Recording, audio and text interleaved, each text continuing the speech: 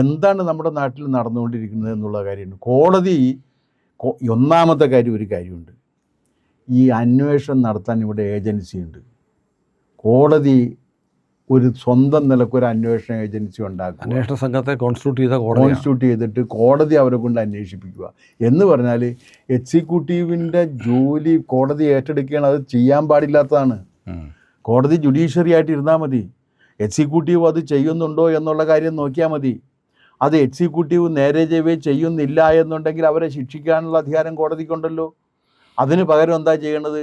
Executive ഞങ്ങൾ തന്നെ ആയിക്കളയാം, ഞങ്ങൾ തന്നെ ഒരു അത് പുതിയ കാര്യമല്ല. ഡൽഹി മുതൽ താഴെ വരെ ഇതാണല്ലോ കോടതികളുടെ സ്വഭാവം. അല്ല, കോടതികൾ അങ്ങനെ ചെയ്യാൻ പാടില്ല. കാരണം എക്സിക്യൂട്ടീവിൻ്റെ ഈ ഡൊമൈനിലേക്ക് ഇവർ കടന്നു വരുന്നത് എന്ത് അടിസ്ഥാനത്തിലാണ് ഇവർ കടന്നു വരുന്നത്? ഇതിപ്പോൾ ഇത് കോടതിക്ക് ഇത് സ്റ്റേറ്റ് പോലീസ് അന്വേഷിച്ചാൽ മതി. Let there be a team led by the state police. അവർ അന്വേഷിക്കുന്നതിൽ നിങ്ങൾ ഇടയ്ക്കിടയ്ക്ക് നോക്കിയാൽ പോരെ. ഇതിപ്പോൾ അങ്ങനെയല്ല. അന്വേഷണ ടീമിന് കോടതി ഉണ്ടാക്കിയൊക്കെയാണ്. സ്റ്റേറ്റ് ഗവൺമെൻറ്റിന് ഒരു പങ്കുമില്ല ഇതിനകത്ത്.